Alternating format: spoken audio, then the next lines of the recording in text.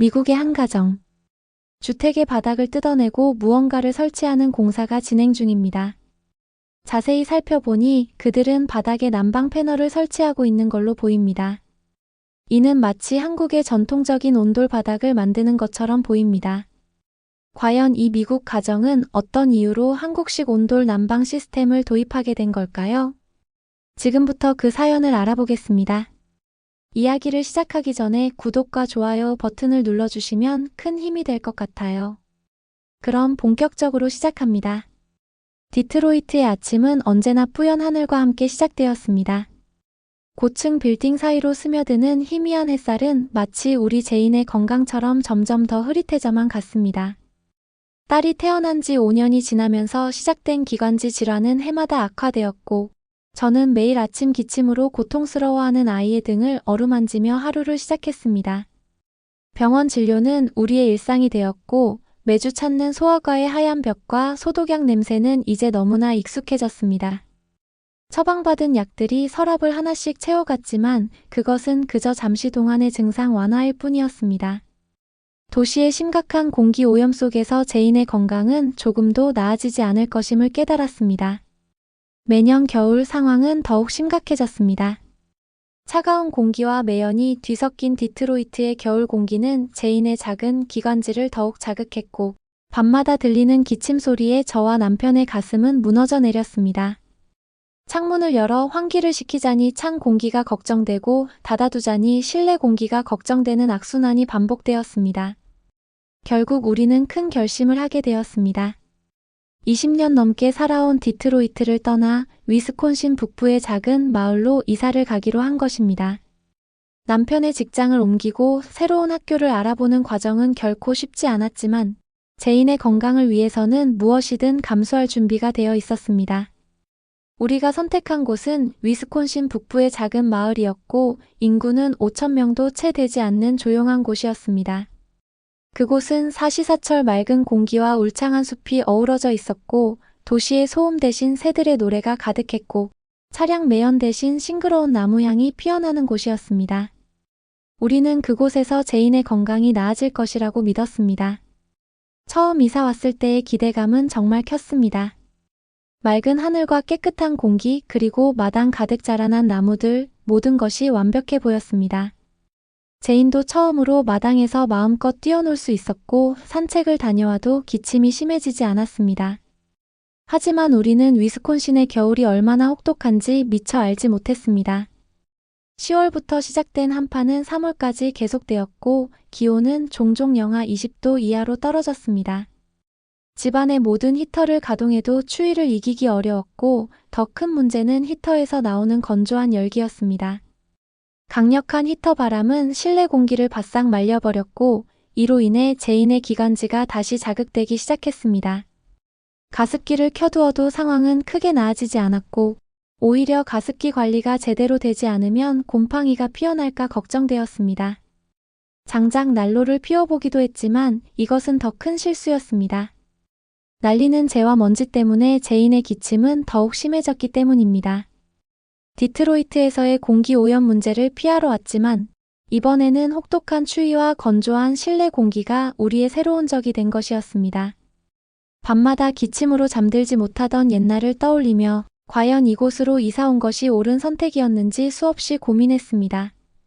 해결책을 찾기 위해 인터넷을 뒤지고 이웃들에게 조언을 구했지만 뾰족한 답은 나오지 않았습니다. 친환경 난방이라는 여러 대안들을 살펴보았지만 대부분은 비용이 너무 많이 들거나 효과가 의심스러웠습니다. 다시 도시로 돌아가야 하나 고민하던 그때 예상치 못한 기회가 찾아왔습니다. 제가 일하는 회사에서 동아시아 출장 요청이 들어온 것입니다. 바로 한국으로 가게 된 것이었죠. 그때만 해도 저는 전혀 몰랐습니다.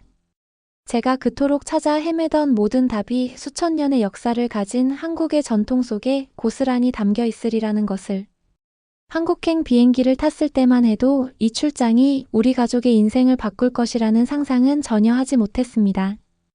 긴 비행을 마치고 인천공항에 도착했을 때는 이미 밤이 깊어 있었고 한국의 1월 날씨가 위스콘신 못지않게 차갑다는 걸 몸소 느꼈습니다. 서울의 한 호텔에 도착해 지친 몸을 이끌고 객실로 들어갔을 때 문을 여는 순간 특별한 따뜻함이 저를 맞이했습니다. 차가운 바닥이 발끝에 닿자마자 느껴진 포근한 온기는 그동안 경험한 어떤 난방과도 달랐습니다. 히터나 난로에서 나오는 뜨거운 바람이 아니라 마치 봄날의 햇살처럼 부드럽고 자연스럽게 온기가 퍼져나갔죠. 궁금해져서 구글 번역기를 통해 프론트에서 그 난방 방식을 물어봤고, 그때 처음으로 온돌이라는 단어를 알게 되었습니다. 직원은 이것이 한국에서 수천 년 동안 이어져 온 전통적인 난방 방식이라고 설명해 주었고, 바닥 전체를 따뜻하게 데우는 방식이라는 이야기를 들으면서 큰 감동을 받았습니다. 특히 놀라운 점은 객실의 공기였습니다. 따뜻하지만 전혀 건조하지 않았고, 오히려 공기의 습도가 적절히 유지되고 있었습니다. 위스콘신에서 경험한 건조한 실내 공기와는 전혀 다른 환경이었습니다. 피부가 당기거나 목이 칼칼하지도 않았죠. 그 다음날 저는 잠시 여유를 가지며 한국의 전통적인 온돌 문화에 대해 더 알고 싶었습니다. 동료의 도움을 받아 전통 한옥을 방문할 기회를 얻었고, 그곳에서 만난 할머니는 온돌의 역사와 원리에 대해 자세히 설명해 주셨습니다. 구들장이라 불리는 넓은 돌 위로 열과 연기가 흐르게 만든 선조들의 지혜, 그리고 열을 오랫동안 유지하는 돌의 특성을 활용해 적은 연료로 효율적인 난방이 가능하도록 만든 과학적 원리, 바닥에서 생활하는 한국 고유의 주거 문화까지 모든 요소가 하나로 잘 결합된 시스템이었습니다. 한옥 체험관에서 전통 온돌방에 누워본 순간 그 따뜻함은 지금도 생생하게 기억됩니다. 전해지는 은은한 온기는 마치 누군가 따뜻하게 안아주는 듯한 느낌이었습니다. 특히 놀라운 점은 방 안의 공기 상태였습니다. 구들장 아래 아궁이에서 나오는 불길이 방을 자연스럽게 데우면서도 공기는 전혀 건조하지 않았습니다. 그 자리에서 바로 동료에게 물었습니다. 이 난방 방식이 현대식으로도 구현이 가능할까요? 미국에서도 설치할 수 있을까요? 동료는 한국에서 이미 여러 기업들이 현대적 온돌 시스템을 개발해 세계 여러 나라로 수출하고 있다는 사실을 알려주었습니다. 호텔로 돌아와 밤늦게까지 온돌에 대해 검색하며 수천 년 전 한반도의 추운 겨울을 견디기 위해 발전시킨 이 지혜로운 난방 방식이 여전히 진화하고 있다는 사실에 감탄했습니다. 현대의 기술로 재해석되어 더욱 효율적이고 편리한 시스템으로 발전한 온돌은 제가 그토록 찾고 있던 완벽한 해결책이었습니다. 침대에 누워 천장의 히터를 바라보며 생각했습니다. 우리는 현대 문명이 항상 최선의 답을 제시한다고 믿어왔지만 이 전통적인 방식이 이제 그 답이 될 수 있다는 것을 깨닫게 되었습니다. 하지만 때로는 오랜 세월 동안 이어져 온 전통 속에 더 현명한 해답이 숨어 있을 수 있다는 것을 한국의 온돌을 통해 깨달았습니다. 그날 밤 저는 오랜만에 편안한 잠을 잘 수 있었습니다. 위스콘신에 있는 우리 집에도 이 따뜻함을 가져올 수 있다는 희망에 가슴이 부풀었고, 다음 날부터 본격적으로 온돌 시스템 도입을 위한 정보 수집에 나섰습니다. 제인의 건강을 위협하는 건조한 실내, 공기와 차가운 바닥에서 우리 아이를 구해줄 해결책을 마침내 찾은 것이었습니다. 미국으로 돌아오는 비행기 안에서도 제 머릿속은 온돌에 대한 생각으로 가득 차 있었습니다. 차가운 위스콘신의 집으로 돌아가 다시 제인의 기침 소리를 들어야 한다는 생각에 마음이 급해졌습니다. 한국에서 경험한 그 특별한 따뜻함을 우리 집에 가져오고 싶었죠. 귀국 후 첫 일주일은 밤낮으로 온돌 시스템에 대해 조사를 하며 보냈습니다. 인터넷을 검색하고 건축 관련 포럼을 뒤지고 여러 난방 전문가들과 상담도 했습니다. 처음에는 막막했습니다. 미국의 일반적인 건축 방식과는 너무나 달랐고 대부분의 현지 업체들은 온돌 시스템에 대해 잘 알지 못했습니다. 그러던 중 우연히 발견한 한 기사가 제 시선을 끌었습니다. 한국의 한 기업이 현대식 조립 온돌 패널을 개발해 미국에 수출하고 있다는 내용이었습니다. 전통 온돌의 원리를 현대적으로 재해석한 이 시스템은 기존 주택에 비교적 쉽게 설치할 수 있다고 했습니다. 더욱 고무적인 점은 이 기업이 이미 미국 동부와 서부에 지사를 두고 있고 설치 실적도 상당히 많다는 것이었습니다. 특히 추운 지역의 주택들에서 높은 만족도를 보이고 있다는 사실이 희망적이었습니다. 다음 날 저는 바로 이 회사의 미국 지사에 연락을 했습니다. 기술 담당자와의 상담은 매우 인상적이었습니다. 그들은 단순히 제품을 판매하는 것이 아니라 한국의 전통 난방 문화를 전파하려는 사명감을 가지고 있었습니다. 우리 집의 구조와 제인의 건강 상태를 꼼꼼히 파악한 후 가장 적합한 시스템을 제안해 주었습니다. 현대식 온돌 패널은 전통 온돌의 장점을 그대로 유지하면서도 설치와 관리가 훨씬 간편하게 개선되어 있었습니다. 파이프를 통해 따뜻한 물이 순환하면서 바닥 전체를 고르게 데우는 방식이었고, 특히 열효율이 뛰어난 점이 마음에 들었습니다. 설치 비용이 적지 않았지만 더 이상 망설일 이유가 없었습니다. 제인의 건강을 위해서, 그리고 우리 가족의 겨울을 따뜻하게 보내기 위해서라면 충분히 가치 있는 투자라고 생각했습니다. 남편도 한국에서 찍어온 영상들을 보더니 즉시 동의해 주었습니다. 공사는 예상보다 빠르게 진행되었습니다. 기존 바닥재를 제거하고 단열층을 깔고 온돌 패널을 설치하는 과정은 마치 예술 작품을 만드는 것처럼 섬세하게 이루어졌습니다. 특히 인상 깊었던 것은 기술자들의 꼼꼼함이었습니다.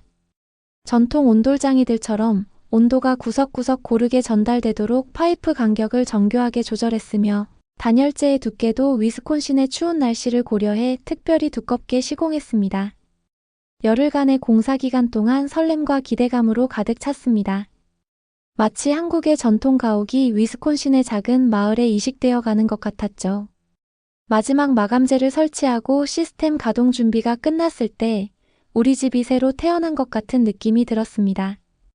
시운전을 시작하던 날 바닥에서 처음으로 온기가 느껴졌을 때의 그 감동은 아직도 생생하게 기억에 남습니다.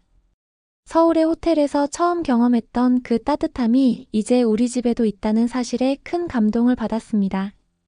수천 년의 역사를 자랑하는 한국의 지혜가 이제 우리 가족의 일상이 된 순간이었습니다. 제인의 방을 새롭게 꾸미며 저는 이제 더 이상 추운 겨울밤에 아이의 기침 소리에 잠 못 이루는 일은 없을 거라고 확신했습니다. 한국의 온돌이 가져다줄 변화를 기대하며 첫 겨울을 기다렸습니다. 온돌 난방을 설치하고 맞이한 첫날 밤은 영원히 잊을 수 없을 것 같습니다. 위스콘신의 추운 가을밤 창 밖으로 첫눈이 내리기 시작했지만 우리 집안은 봄처럼 따뜻하고 포근했습니다. 이제 차가운 바닥을 피해서 걷지 않아도 되었고 건조한 히터 바람 때문에 목이 아픈 일도 사라졌습니다. 특히 제인의 방에서는 마치 마법처럼 큰 변화가 있었습니다. 예전에는 차가운 바닥 때문에 아침에 일어나기를 꺼리던 아이가 이제는 따뜻한 바닥에서 즐겁게 놀며 아침을 맞이하게 되었습니다. 무엇보다 기뻤던 점은 밤새도록 들리던 기침 소리가 확실히 줄어들었다는 사실이었습니다. 온돌의 가장 큰 장점은 공기질이었습니다. 이전에는 히터에서 나오는 뜨거운 바람이 실내 공기를 건조하게 만들었지만 온돌은 바닥에서부터 자연스럽게 퍼지는 열기로 집 전체를 따뜻하게 유지시켰습니다. 공기를 강제로 순환시키지 않기 때문에 먼지가 날리지 않았고 실내 습도도 적절하게 유지되었습니다. 시간이 지나고 본격적인 겨울이 다가왔지만 바깥 기온이 영하 20도 이하로 떨어지는 날에도 우리 집안은 항상 봄날처럼 따뜻하고 포근한 온기를 간직하고 있었습니다. 가장 놀라운 점은 난방비 절감이었습니다. 처음 설치할 때는 비용이 부담스러웠지만 실제로 사용해보니 기존 난방 방식보다 30% 이상 에너지를 절약할 수 있었습니다.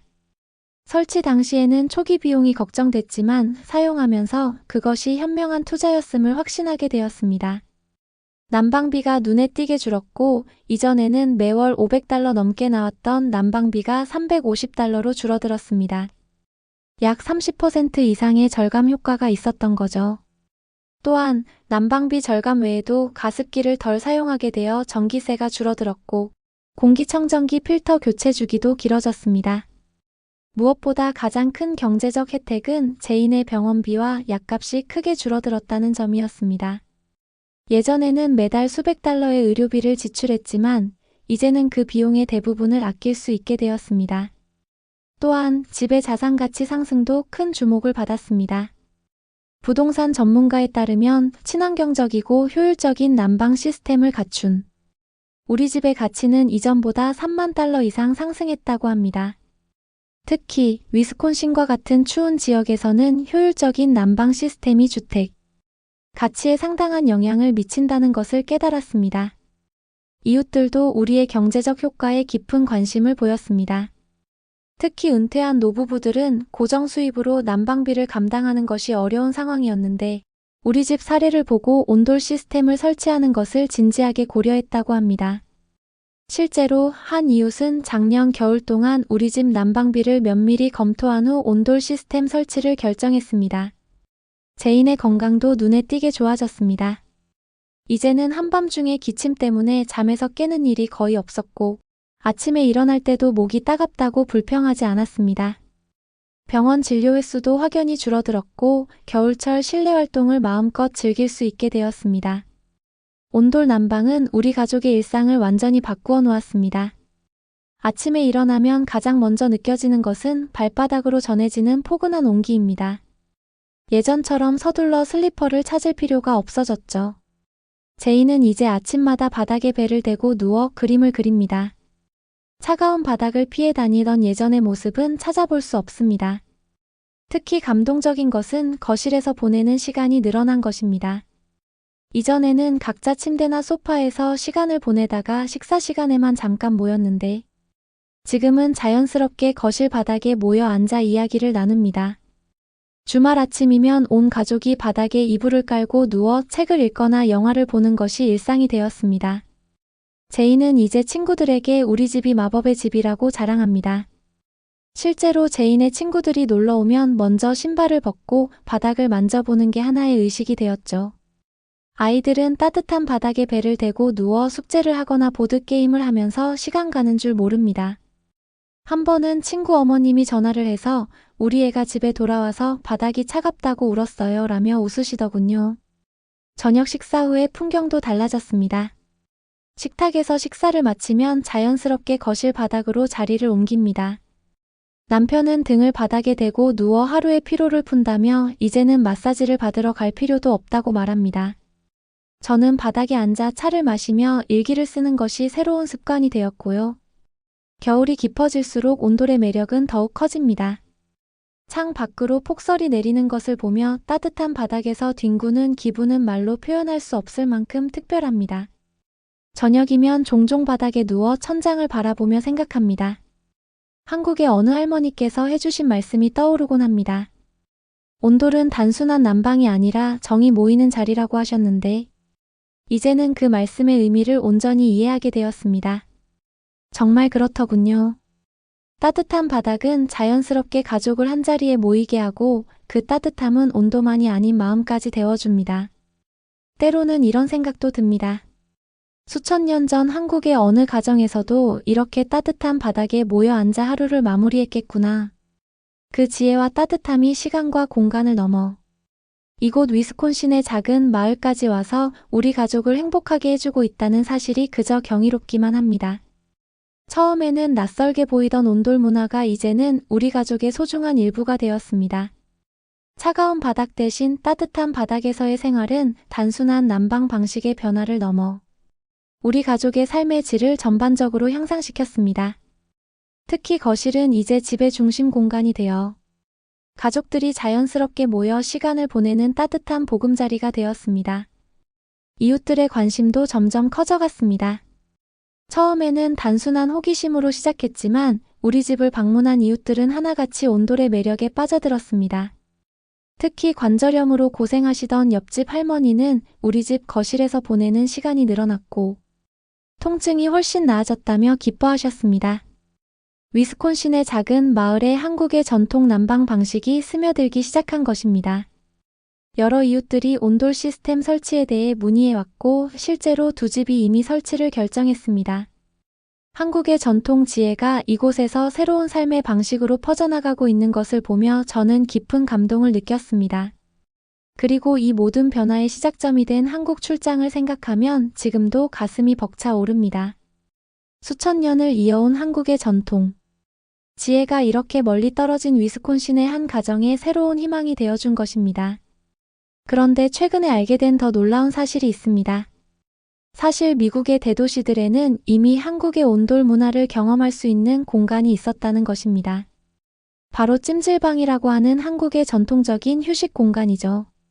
스파캐슬, 킹스 스파, 올림픽 스파와 같은 한국식 찜질방들이 로스앤젤레스, 뉴욕, 달라스, 애틀랜타, 디트로이트 등 큰 도시를 중심으로 인기를 끌고 있다는 사실을 알게 되었습니다. 이 찜질방들은 단순한 사우나가 아닙니다. 한국 전통의 온돌방은 물론이고 불안증막, 황토방, 소금방까지 다양한 한국식 힐링 시설을 갖추고 있다고 합니다. 특히 온돌이 깔린 넓은 휴식 공간에서 편하게 누워 쉴 수 있고 한국 음식까지 즐길 수 있다니 정말 놀랍지 않나요?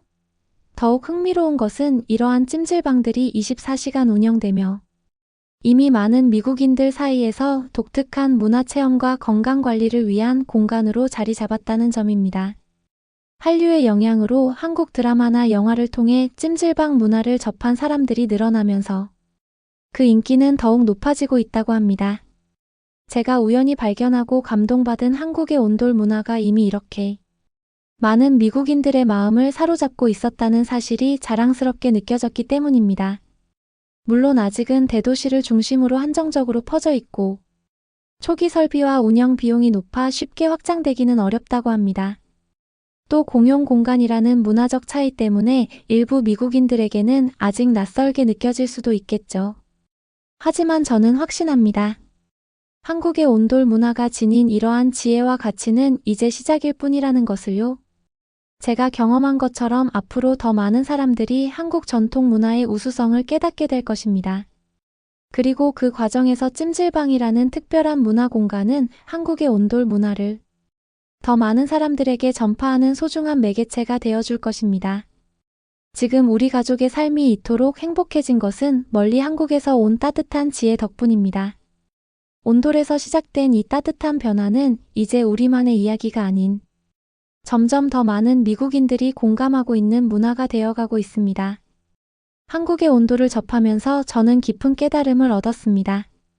현대 문명이 발달했다고 자부하는 우리가 어쩌면 가장 중요한 것들을 잊고 살아왔던 것은 아닐까요?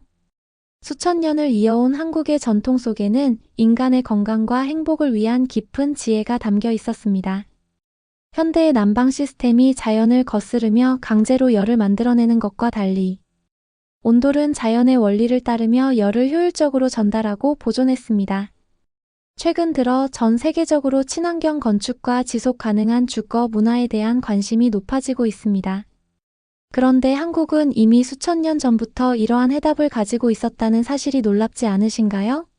바닥을 통해 열을 전달하는 온돌의 원리는 현대 과학으로도 가장 효율적인 난방 방식으로 인정받고 있습니다. 과학자들의 연구에 따르면 온돌 난방은 인체의 생리학적 특성과도 가장 잘 맞는다고 합니다. 발끝부터 자연스럽게 전달되는 따뜻함은 혈액순환을 돕고 체온 조절을 원활하게 만든다고 하죠. 현대의학이 밝혀낸 이러한 사실들을 한국의 선조들은 이미 오래전부터 경험적으로 알고 있었던 것입니다. 바닥에 앉아 생활하는 좌식 문화는 가족 간에 더 가까운 교감을 가능하게 했고, 이는 한국의 강한 가족 유대 관계로 이어졌을 것입니다. 우리 가족이 경험한 것처럼 따뜻한 바닥은 자연스럽게 가족들을 한자리에 모이게 만듭니다. 한국의 온돌 문화는 이제 세계로 뻗어나가고 있습니다. 유럽의 건축가들은 온돌의 원리를 현대적 건축에 도입하려 노력하고 있고, 특히 최근에는 환경 문제와 에너지 절약이 중요한 화두로 떠오르면서 온돌의 가치는 더욱 주목받고 있습니다. 제가 경험한 변화는 작은 시작에 불과할 것입니다. 하지만 이런 작은 변화들이 모여 더 큰 변화를 만들어낼 수 있다고 믿습니다. 우리 이웃들 사이에서 시작된 온돌에 대한 관심이 이제는 주변 도시로까지 퍼져나가고 있습니다. 지난달에는 지역 신문에서 우리 집 이야기를 다루기도 했죠. 우리 제인이 자라서 어른이 되었을 때 아마도 온돌은 더 이상 특별한 것이 아닐지도 모릅니다. 어쩌면 그때는 많은 미국 가정에서 당연하게 받아들이는 난방 방식이 되어 있을지도 모르죠. 하지만 저는 제인에게 꼭 이야기해주고 싶습니다. 우리 가족에게 건강과 행복을 가져다준 이 따뜻함이 먼 나라 한국의 오랜 지혜에서 비롯되었다는 것을 이제 저는 감히 말씀드리고 싶습니다. 한국의 온돌은 단순한 난방 시스템이 아닙니다. 그것은 인간과 자연, 과학과 전통, 그리고 가족의 가치가 완벽하게 조화를 이룬 문화유산입니다. 이런 위대한 문화유산을 가진 한국이 자랑스럽지 않으신가요? 때로는 가장 오래된 것이 가장 새로운 해답이 될 수 있다는 것을 한국의 온돌은 우리에게 가르쳐주고 있습니다. 이것이야말로 진정한 전통의 힘이 아닐까요? 시간이 흘러도 변치 않는 가치를 지키고 그것을 현대에 맞게 계승하고 발전시켜 나가는 것. 한국의 온돌 문화야말로 그 완벽한 본보기가 되고 있습니다. 오늘의 사연은 여기까지입니다. 우리 한국인들에게는 너무나도 당연한 온돌이라는 난방 방식이 이렇게 과학적이고 세계적으로 독특한 방식인지 저도 처음 알았네요. 세계인들이 우리의 온돌 문화를 이해하고 그들의 생활 속으로 널리 퍼져나가기를 기원해봅니다. 오늘도 여러분의 구독과 좋아요에 힘을 얻어서 더 좋은 세계 속의 한국 이야기를 전해드릴게요. 행복한 하루 보내시기를 기원하겠습니다. 구독과 좋아요는 영상 제작에 큰 힘이 됩니다. 끝까지 시청해주셔서 감사합니다. 한국 도자기. 여기서는 껌값이죠. 원래 하나도 안 비싸요. 대충 보아하니 20만원 정도인데 제가 40만원에 사드릴게요. 한국에서 선물 받았다는 할머니의 유품을 유명한 골동품점으로 가져간 영국 여성은 생각보다 너무 적은 금액 때문에 오랜 시간 동안 속았다는 생각을 해왔다고 합니다. 그런데 실망스럽게 골동품점에서 문을 닫고 나온 바로 그 순간 자신을 한국인이라고 소개했던 골동품 가게의 사장은 갑자기 아쉽다는 한마디를 그것도 중국어로 내뱉었는데요. 과연 그녀에게는 무슨 일이 있었던 걸까요? 영상을 시작하기 전 구독과 좋아요는 제게 너무도 감사한 힘이 됩니다. 안녕하세요. 저는 런던에 살고 있는 나옴이라고 합니다. 사람들은 새로운 경험을 추구하며 가보지 못한 새로운 나라로 여행을 떠나거나 다른 나라에 정착을 하기도 해요. 자신의 삶과 가족을 포함한 모든 것을 뒤로한 채 새로운 것을 쫓아 먼 곳까지 가곤 해요. 저희 할머니께서 바로 이런 경우였죠. 나름 영국의 예술 마니아들 사이에서 유명한 조각가였던 외할머니께서는 한국에 방문하여 도자기 장인을 만나게 되었는데요. 이때부터 한국의 도자기에 푹 빠져 가족은 물론 자기 목숨처럼 생각하던 조각도 뒤로 한 채 한국으로 떠나버리시더군요. 그러고는 도자기 장인 옆에서 꼬박 2년 동안이나 한국 도자기의 역사부터 도자기를 굽는 방법 같은 것을 배우셨죠. 할머니야 새로운 영감을 찾는다거나 새로운 경험이 신기해서 그럴 수 있다고 치지만 가족의 입장에서는 걱정이 될 수밖에 없었네요. 솔직히 평생의 업으로 여기시던 조각가로서의 삶도 뒤로 한 채 고국까지 등지고 떠날 정도로 한국이 좋은 나라인지도 의문이었습니다. 그렇다고 할머니께서 한국에서 대단한 물건을 받아오거나 대단한 대우를 받는 것도 아니었기에 더 화가 날 수밖에 없었네요. 할머니께서는 런던에 돌아오며 고작 도자기 하나를 받아오셨으니까요. 할머니가 다시 영국으로 돌아온 이유는 더 기가 막혔습니다. 알고 보니 할머니께서는 자기 뜻으로 돌아오신 것이 아니라 도자기 장인의 건강이 나빠져 더 이상 도자기 작업을 할 수 없어서 어쩔 수 없이 런던으로 돌아오신 것이었어요. 다시 돌아오신 할머니께서는 이전처럼 조각가의 삶을 사시며 작품 전시를 하셨지만 달라진 것이 있다면 조각을 할 때마다 꼭 한국의 도자기들을 참고하여 작업을 하신다는 것이었죠. 하루에도 몇 번씩이나 직접 도자기를 관리하시느라 쓸고 닦으셨고요. 돌아가실 때 유언 역시도 도자기에 관련된 것뿐이었습니다. 어떠한 일이 있더라도 절대로 도자기를 팔지 말고 집안 대대로 물려주라면서요. 그동안 직장도 그만두면서 정성을 다해 할머니의 병수발을 들어오시던 어머니께서는 유언 내용을 본 뒤 속상해하기도 하셨어요. 오랜 시간 동안 할머니를 그토록 돌봐드렸는데 어머니에 대한 유언은 아무것도 없는 거잖아요. 그럼에도 불구하고 유언이니만큼 어머니께서는 할머니의 도자기를 정성스럽게 직접 관리를 하시더라고요. 어머니께서는 할머니의 뜻에 따라 도자기를 너무도 귀하게 아끼셨지만 제 입장에서는 도자기를 볼 때면 괜히 기분이 나빠지더군요. 할머니께서 한국에서 고생한 2년 동안의 결과물이 이 도자기 한 점이라는 것이 너무 속상하고 마음이 상했거든요. 그러던 중 우연히 텔레비전에 나오는 한 프로그램을 보게 되었는데요. 한류 열풍이 부는 만큼 한국의 전통 문화 역시도 같이 유명해져 영국의 재벌들이 한국의 도자기를 수집한다는 내용이 나오더라고요. 만든 사람이나 도자기의 재료에 따라 가격이 천차만별이긴 했지만 장인이 만든 도자기는 부르는 게 값일 정도로 아주 비싸게 팔린다고 했고요. 그래서 바로 어머니에게 말씀드렸어요. 골동품 전문점에서 감정 의뢰를 한 뒤 도자기를 팔자고요. 솔직히 비싼 값에 팔 수 있다는 말을 들으면 어머니께서도 당연히 도자기를 파실 거라고 생각했어요. 그런데 어머니께서는 제 이야기를 들으시고는 불같이 화를 내시며 아무리 비싼 값을 부른다고 해도 도자기를 절대로 팔 수가 없다고 말씀하셨네요. 할머니께서 남긴 유일한 물건인 도자기를 다른 사람 손에 줄 수 없다면서요. 어머니께서는 도자기를 절대로 팔 수 없다고 하셨기에 저는 가족들 몰래 골동품 전문점으로 가게 되었습니다. 물론 어머니의 반대 때문에 도자기를 팔 생각은 없었지만 그래도 할머니께서 한국에서 고생을 하신 만큼 도자기의 실질적인 가치가 어느 정도인지 알고 싶었으니까요. 하지만 골동품 전문점에 가서는 후회만 하게 되었습니다. 할머니께서 그토록 소중하게 다루시던 도자기가 중국에서 만든 가짜라고 하는데 충격을 받지 않을 사람이 어디 있겠어요? 기껏해야 20만 원밖에 안 하는 별 가치도 없는 도자기를 한평생 쓸고 닦았다는 사실은 그야말로 기가 찰 정도였습니다. 게다가 2년간의 고생에 대한 보상으로 할머니에게 모조품을 건네준 도자기 장인이라는 작자 또한 도대체 이해가 가질 않았어요. 애초에 모조품을 줄 것이라면 아예 안 주는 이만 못하잖아요. 준다고 해도 가짜라는 것을 알았을 때 겪게 될 상실감은 이루 말하지 못할 정도로 클 거고요. 할머니가 한국의 도자기를 얼마나 사랑하고 아끼는지 알면서도 이런 짓을 했다는 것을 도저히 이해하지 못했고요. 골동품 주인은 자신에게 도자기를 판매한다면 40만 원을 주겠다고 이야기를 했지만 저는 쓰라린 충격만을 마음에 담은 채 집으로 돌아오게 되었네요. 그리고 도자기가 하등 가치가 없는 가짜라는 것은 가족 누구에게도 말하지 않았고요. 할머니가 아끼던 도자기가 가짜라는 것을 알면 실망할 것이 분명하잖아요. 이 일이 있던 이후로 겉으로 드러내지는 않았지만 저는 개인적으로 한국을 싫어하게 되었습니다. 물론 한국 사람 전체가 이기적이고 거짓말을 하는 것은 아니겠지만 적어도 제가 겪은 한국인은 2년 동안이나 사람을 부려먹고도 가짜 도자기나 주는 사기꾼이나 다름이 없었으니까요.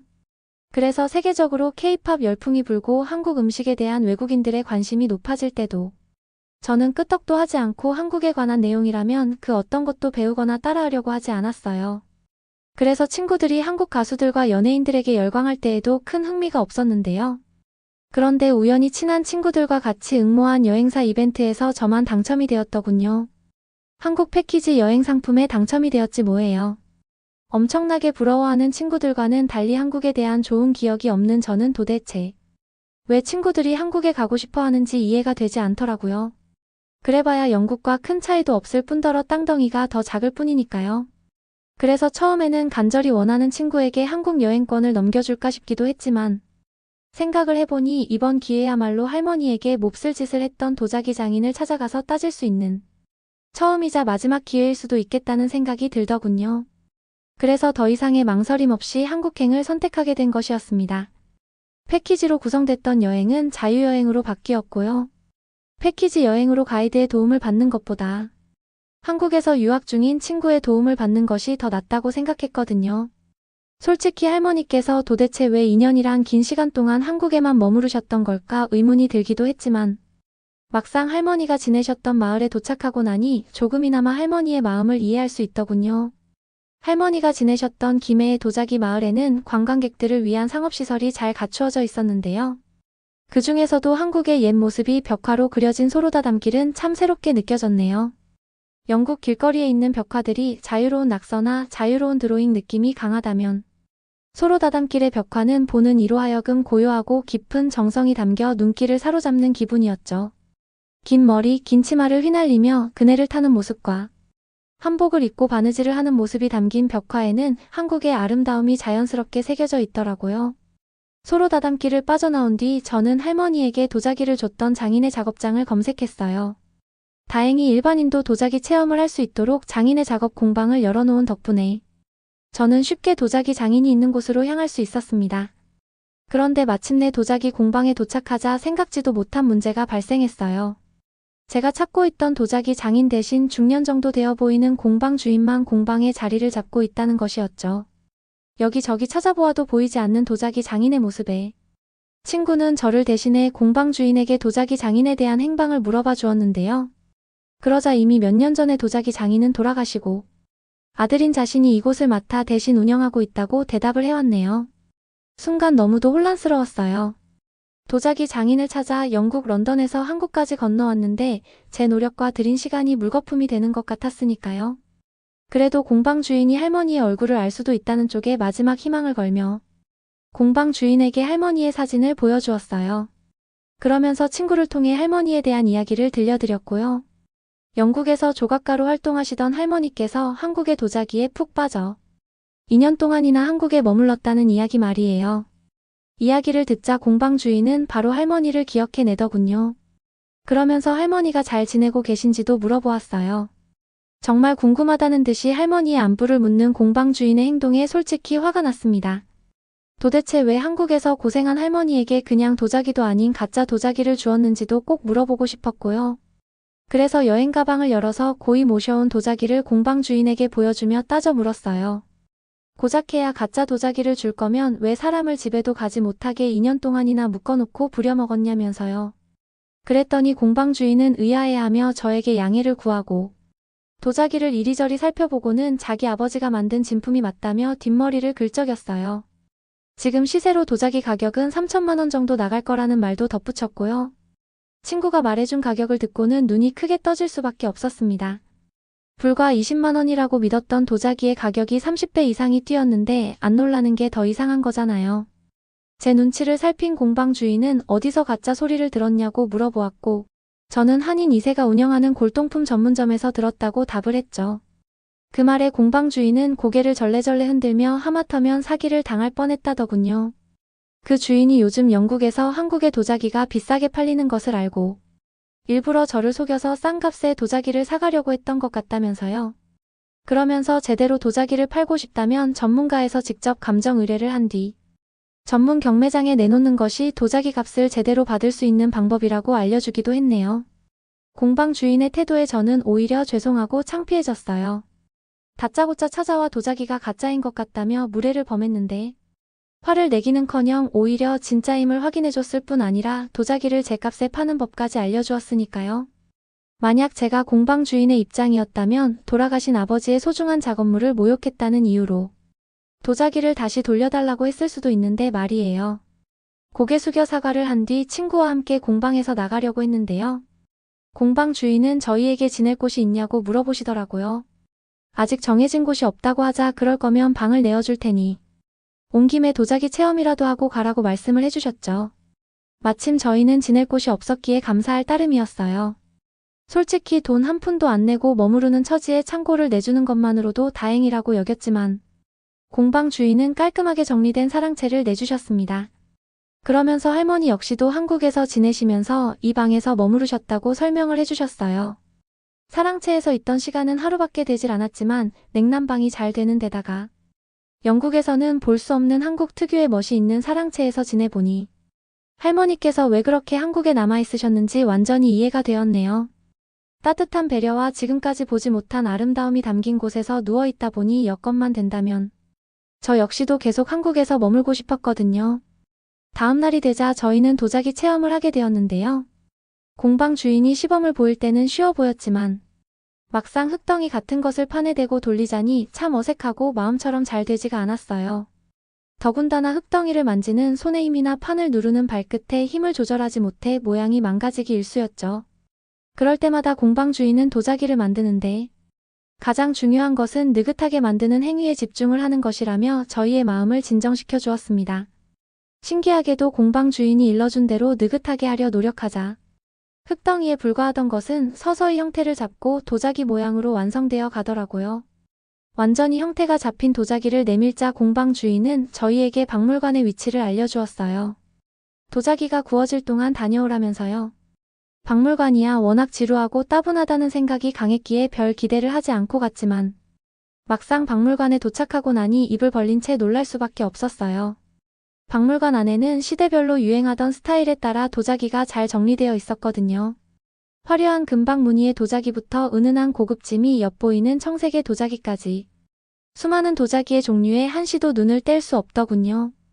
여러 인종이 모여 만들어진 영국의 문화가 여러 갈래로 갈려진 다양성을 가지고 있었다면 한국의 전통 문화는 한 줄기에서 길게 이어져 내려온 순수성이 엿보였는데 이게 저에게는 참 매력적으로 다가왔습니다. 박물관 구경을 마치고 돌아가자 공방 주인은 저희가 만든 도자기를 건네주었고 저는 돈을 드리려고 했어요. 좋은 작품을 공짜로 받는다는 것이 너무 민망했으니까요. 그러나 공방 주인은 한국에서 좋은 추억을 간직한 것만으로도 값을 치른 거라며 한사코 거절을 하셨네요. 제 손에 들린 도자기를 보고 나서야 진정한 도자기의 매력을 알게 되었죠. 새하얀 도자기는 순수한 아름다움을 가지고 있는 동시에 인종과 상관없이 어디든 어우러질 수 있도록 배려해주는 한국인의 정서가 엿보이기도 했으니까요. 그리고 깨닫게 되었네요. 할머니께서는 한국의 도자기만큼이나 한국의 문화와 한국 사람이 주는 따뜻한 온기를 사랑했다는 것을요. 한국 여행을 마치고 다시 영국으로 돌아온 저는 뒤늦게 한국의 문화에 빠져 친구들에게 도자기에 대해 열을 올리며 설명을 하기도 했어요. 이런 제 모습을 보며 친구들은 한국식으로 제 모습을 설명해 주었습니다. 한국에서는 뒤늦게 무언가에 푹 빠진 행동을 보고 뒷북친다라고 표현한다면서요. 그리고 얼마 전 우연히 알게 된 사실에 의하면 소중한 할머니의 도자기를 헐값에 사려고 했던 골동품 주인은 한인 2세가 아닌 중국인이라더군요. 그동안 한국인 행세를 한 이유에 대해서는 중국인이라 밝히는 것보다 한국인이라고 말했을 때가 사람들의 신뢰도가 더 높았기 때문이라며 변명을 했고요. 기가 차서 말이 안 나올 정도였네요. 한국인도 아니면서 자기 이익 때문에 한국인의 이름을 빌리면서까지 사기를 치다니요. 결국 골동품 주인은 사기꾼으로 소문이 나 골동품 가게를 완전히 접었지만 아직도 그때의 일을 떠올리면 화가 나기도 합니다. 그때 골동품 주인에게 홀랑 할머니의 도자기를 팔았다면 하늘에 계신 할머니께서 얼마나 저를 원망하고 속상하셨겠어요. 제 방에 모셔둔 도자기를 볼 때마다 그저 공방 주인께 감사할 따름입니다. 외국 여행객들이 한국에 와서 경험한 것 중 가장 충격적이라고 입을 모아 외치는 것이 있습니다. 우리 한국인들에게는 익숙한 풍경이지만 외국인들에게는 자국에서는 상상도 할 수 없는 일이라고들 하죠. 한국의 문화에 대해 알고 싶고 K-팝을 너무 좋아해서 한국으로 여행 온 멕시코 소녀 니콜과 그녀의 친구들이 있습니다. 이들 역시 듣던 대로 놀랍고 충격적인 한국의 상황에 경악을 감추지 못했는데요. 외국인들이 이토록 난리가 나는 한국의 모습. 과연 무엇이길래 논란이 된 것일까요? 니콜의 사연을 통해 함께 알아보도록 하겠습니다. 안녕하세요. 저는 멕시코에서 온 25살 니콜이라고 합니다. 저는 한국말을 조금 할 줄 알아요. BTS의 정국을 좋아하고 그들의 노래와 춤에 빠져 한국을 알게 되었고 한국어를 공부하기 시작했어요. 그리고 마침내 그토록 꿈꿔왔던 BTS의 나라 한국으로 여행을 오게 되었답니다. 친구인 올리비아, 소피아, 카밀라와 함께요. 저희 넷은 어린 시절부터 동네 친구였고 모두가 BTS를 좋아한답니다. 그들의 나라에서 조금 더 그들을 가깝게 느껴보기 위해 한국의 팬들과 소통하기 위해 이곳을 찾게 되었죠. 한국으로 오기 전 우리는 정말 많은 공부를 했어요. 한국의 수도인 서울이라는 도시부터 맛있는 한국 전통 음식이 있는 레스토랑이나 그 유명한 한강, 그리고 다양한 문화를 체험할 수 있는 이태원 등 나름대로 철저히 조사를 했었죠. 저희는 한국에 대해 그래도 다른 외국인보다는 많이 안다는 자부심을 가지고 설레는 마음으로 비행기에 올랐답니다. 오랜 시간에 걸쳐 도착한 인천공항. 너무나 화려하고 깨끗하며 도시적인 모습에 정말 입이 딱 벌어지더라고요. 저와 친구들은 인천공항의 규모와 철저한 시스템, 청결 상태 등을 보고 너무나 흥분한 상태였죠. 그리고 숙소로 이동하기 위해 전철을 이용하기로 했고 공항 내에서 전철까지 친절하게 안내가 되어 있는 것을 보고 역시 세계적으로 손꼽히는 국제공항답다는 생각을 하기도 했어요. 그렇게 저희는 이해가 쉽게 안내가 되어 있는 전철을 타고 서울의 호텔로 이동했답니다. 역시 친절한 한국인들과 기대 이상으로 아름다운 호텔 덕에 충분한 휴식을 취할 수 있었어요. 짐을 풀고 저희는 몹시 흥분한 상태로 다음날의 일정을 다시 계획하기로 했답니다. 내일은 호텔에서 조식을 조금 먹고 카페에서 쉬다가 논현동으로 가자. 좋은 생각이야. 빨리 한국 음식을 먹어보고 싶어 저희는 한국 BTS 코스로 유명한 논현동의 모 음식점을 가기로 했어요. 그들이 자주 가고 추천한 곳이기에 꼭 한번 가보고 싶었죠. 많은 해외 팬들이 이곳을 찾는다고 하여 혹시 음식을 먹지 못하면 어쩌나 걱정스러운 마음에 카페에서 대기를 했다가 점심을 바로 먹기로 했답니다. 정말 너무 기대되지 않니? 그러게 말이야. 내가 생각했던 한국은 상상 그 이상이야. 친구들과 저는 한국에 도착하니 멕시코와는 달리 정말 깨끗한 도시, 깔끔하고 세련된 한국인들, 높은 빌딩과 건물, 그리고 그 속에 자리 잡은 자연의 모습이 너무 아름다워 오래도록 이곳에서 머물고 싶다는 생각에 밤새 잠 못 이루고 수다를 떨었답니다. 그리고 다음날 아침이 되어 조식을 먹은 후 간단한 짐만 챙기고 논현동으로 떠났어요. 택시를 탔고 친절하신 기사님 덕분에 논현동까지 금세 도착할 수 있었습니다. 식당과 근접해 있는 스타벅스에서 대기를 하기로 했고 저희는 한국의 스타벅스는 어떤 모습일까를 기대하며 신나는 발걸음으로 카페 안으로 들어갔어요. 모두가 주문을 마치고 테이블에 앉아 저희 이름이 불릴 때까지 기다리고 있었답니다. 그 순간에도 저희는 BTS 이야기를 하느라 정신이 없었죠. 오마이갓 세상에. 왜 그래? 소피아가 얘기를 하던 중 갑자기 소피아가 너무 놀라 벌떡 일어서고 말았어요. 저희도 덩달아 놀란 소피아가 가리키는 곳을 보았죠. 왜 노트북과 핸드폰을 그냥 두고 가는 거야? 어머 세상에 누군가 가져가면 어떡하지? 우리가 지켜볼까? 멕시코에서는 절대 있을 수가 없는 일이 일어난 것이죠. 바로 사람이 이렇게 많은 스타벅스 카페 안에서 누군가가 사용하던 핸드폰과 노트북, 그리고 짐을 놓고 어디론가 사라져버린 것이었어요. 저희는 발견하자마자 그곳을 꾸준히 응시했고, 누군가가 그것을 훔쳐가지 않도록 주시하며 얼른 자리에 주인이 나타나길 기다렸답니다. 그리고 그가 돌아오면 반드시 조심하라고 안내를 해줄 참이었죠. 왜 이렇게 안 오는 거야? 아무리 기다려도 주인은 나타나지 않았고, 저희는 설마 저 짐을 다 버리고 간 것은 아닐까?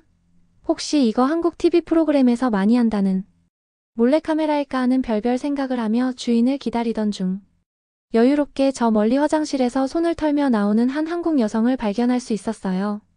하지만 그녀의 표정은 정말 태평스러웠고 아무 일도 없었다는 듯 다시 자리에 앉아 하던 일을 계속하기 시작했죠. 뭐지?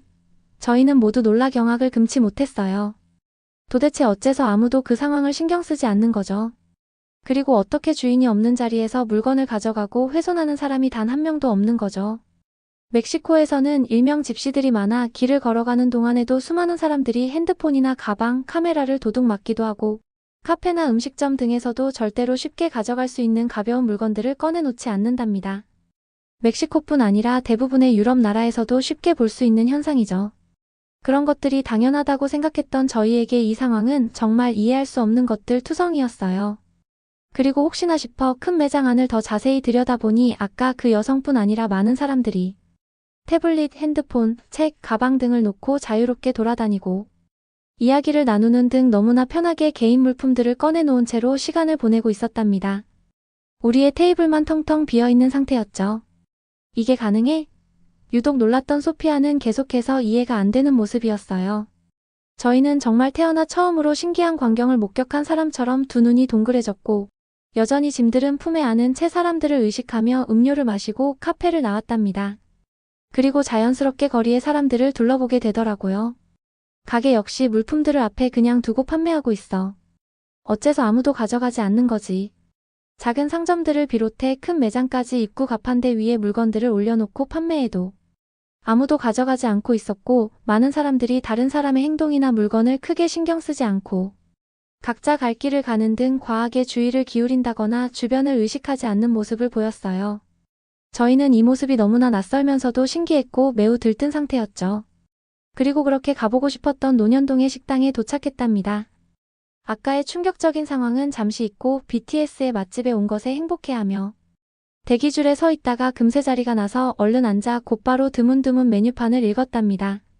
사실 음식에 대해 공부를 해왔어야 하는데 시간이 여유롭지 않아서 어떤 것이 저희 입맛에 맞을지 모르겠더라고요. 어떡하지 뭐가 뭔지 모르겠어. 그러게 한국 음식은 맵기로 유명하다는데 난 너무 매우면 못 먹을 것 같아. 저희가 한참을 고민하고 있으니 옆 테이블에 어떤 한국 여성분들께서 메뉴에 대해 설명을 해주시겠다고 하시더라고요. 유창한 영어에 상냥함까지 갖추고 있어 너무너무 감사했어요. 그녀들 역시 BTS의 한국 팬이며 이곳을 자주 찾는다고 말했고 근처에서 직장을 다니고 있다고 했었죠. 우리는 음식이 나오기 전까지 그렇게 그녀들과 이야기를 나누고 금세 친해져 SNS까지 주고받게 되었어요. 유진이라는 이름의 한 친구가 말했어요. 소피아 모르는 것이 있다면 언제든 메시지 줘. 정말 고마워. 친절한 그녀 덕에 저희는 입맛에 딱 알맞는 맛있는 음식을 먹을 수 있었어요. 그리고 계획했던 대로 맛있다는 베이커리 집에도 가보고 택시를 타고 석촌호수라는 곳에 이동해 정말 예쁜 호수를 바라보며 사진도 찍고 즐거운 시간을 보냈답니다. 마지막 일정은 이태원으로 가는 것이었어요. 종일 웃고 떠들며 사진을 찍고 돌아다닌 저희는 금세 또 목이 마르고 허기가 져서 근처에 있는 카페에 들리기로 했죠. 한국에는 정말 이쁘고 감각적인 카페들이 많은 것 같았어요. 온라인에서는 각 지역마다 이쁘고 맛있는 카페도 서로 공유하며 추천도 하더라고요. 저희 역시 SNS의 정보를 이용해 이쁘고 화려한 카페를 찾았답니다. 스타벅스보다 훨씬 크고 화려한 카페의 모습에 눈이 휘둥그레졌지만 금세 뷰가 좋은 곳을 찾겠다고 또 신나게 자리를 잡으러 달려갔죠.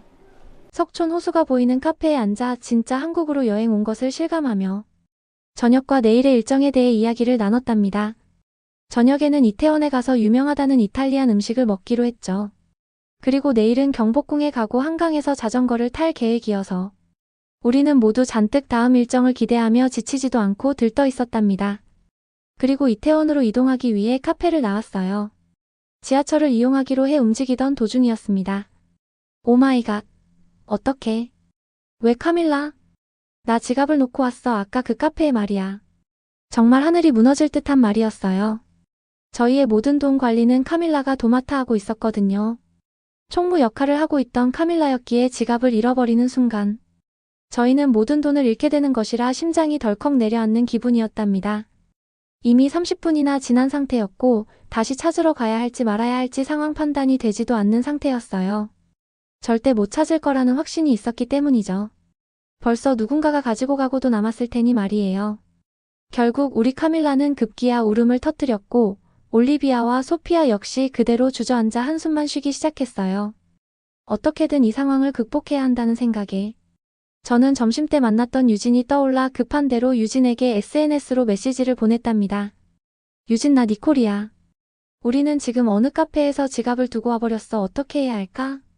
조마조마한 마음으로 유진에게 메시지를 보냈고 유진은 다행히도 바로 메시지를 읽었어요. 그리고 빠른 속도로 답장이 왔는데 그 답장에 그만 깜짝 놀라고 말았답니다. 니콜 괜찮아. 얼른 지금 다시 카페로 가봐. 분명 찾을 수 있을 거야. 당연히 찾을 수 있을 거라는 유진의 말에 갑자기 오전에 스타벅스에서의 일이 생각났죠. 아무도 다른 사람의 물건을 가져가지 않고 각자의 할 일만 집중하던 한국인들. 혹시 우리의 지갑도 그 자리 그대로 있지 않을까 하는 간절한 바람으로 저희는 다시 재빨리 카페로 가보기로 했죠. 아주 작은 희망을 품고서요. 얘들아, 일단 카페에 다시 가보자. 있을지도 몰라. 제 말에 친구들은 허둥지둥 뒤를 따라왔고 저희는 숨이 턱끝까지 차오를 만큼 열심히 뛰어 다시 카페에 들어갔고 당장 저희가 앉아 있었던 테이블로 향했답니다. 하지만 카밀라의 지갑은 찾을 수 없었죠.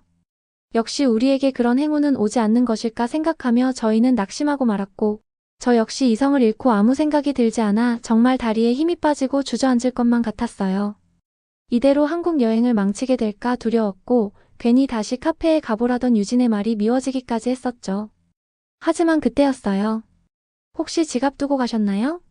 카페 직원이 저희에게 말을 걸어왔어요. 오마이갓, 세상에. 저희는 모두 경악하고 말았죠. 좋은 의미로요. 세상에, 그 직원이 카밀라의 지갑을 손에 꼭 쥐고 저희에게 돌려주려 다가온 것이었어요. 어쩜 이럴 수가. 저희는 모두 놀라 입을 다물 수가 없었고 지갑을 보관해준 직원이 너무 고마워 진짜 얼싸안고 싶은 기분이었답니다. 영어며 한국어며 저희가 할 수 있는 감사 인사를 수도 없이 했죠.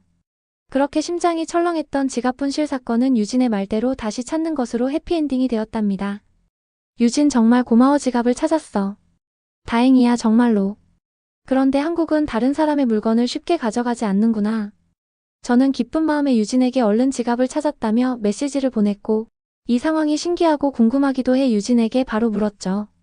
유진은 너무도 당연하다는 듯 말했어요. 다른 사람의 물건을 가져가면 안 되는 거잖아. 그게 맞는 말이야. 하지만 멕시코나 유럽에서는 흔히 있는 일이지.